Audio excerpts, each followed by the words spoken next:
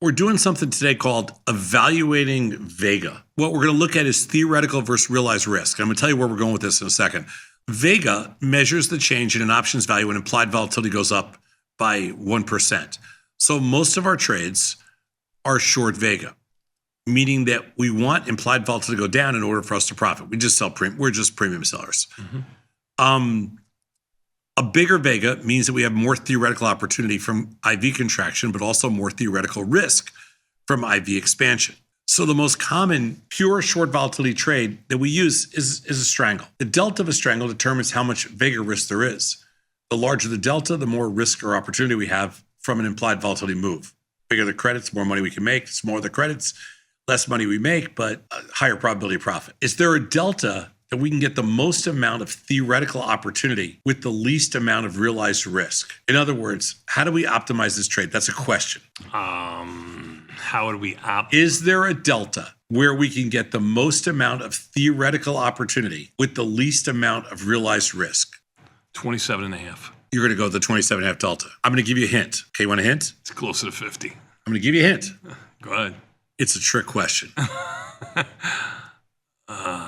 It's going to be closer to 50. I'm going to say 27.5. It's closer to 50. I don't care about your hint. It's a trick question. I don't care.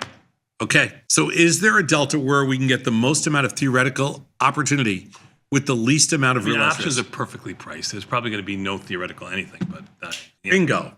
So we did a study for 2014 to present, 10 years, 45 days to expiration. We looked at 16, 20, 30, and 40 deltas. We observed the historical volatility of P&L we managed at 21 days and the current Vega in the Feb 21st cycle, theoretical risk reward forward, and then closest to 45 days. So we're just looking at everything. Let's go next slide. The first one. So we said with higher delta strangles, we get higher theoretical risk opportunity for Vega, but also higher realized risk. So which delta maximizes the Vega opportunity while minimizing the actual risk incurred? And so we look down below and we see at 16 deltas, we have a smaller Vega. We have smaller volatility risk because the strikes are wider. And we have a smaller volatility of P&L, which means we also make less money. At 20 deltas, it goes up a little. At 30 deltas, it goes up a little more. At 40 deltas, it goes up a little bit more. And correspondingly, the volatility of the P&L, the risk goes up accordingly. They almost look about 3 times as much across the board there. I don't think there's anything you can pull across some of the It would be really hard to look at those numbers and say that there's an advantage anywhere. Right. Okay.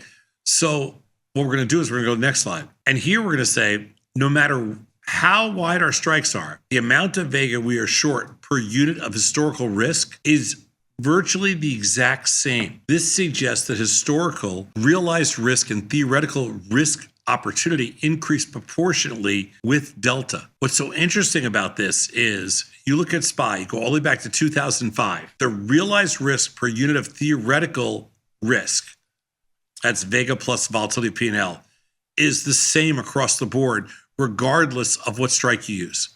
What this is suggesting is what Tony just said a minute ago, which is options are priced so theoretically perfectly, and they scale symmetrically across all the different strikes, that it doesn't matter what strike you necessarily use. Right. Now, it might for probability of profit, of course. It might for the amount of risk that you want to take. But when we talk about the theoretical risk versus the opportunity, it's exactly the same across the board. It's a good way of putting it. Nicely done. 16, 20, 30, and 40 deltas are all the same. So for takeaways, Vega is a Greek that can be used as a proxy for theoretical risk reward. When comparing the Vega to the realized risk, we see that the ratio of Vega to realized risk is the same no matter what strangle you sell. This suggests that theoretical risk reward and the actual risk incurred are directly proportional.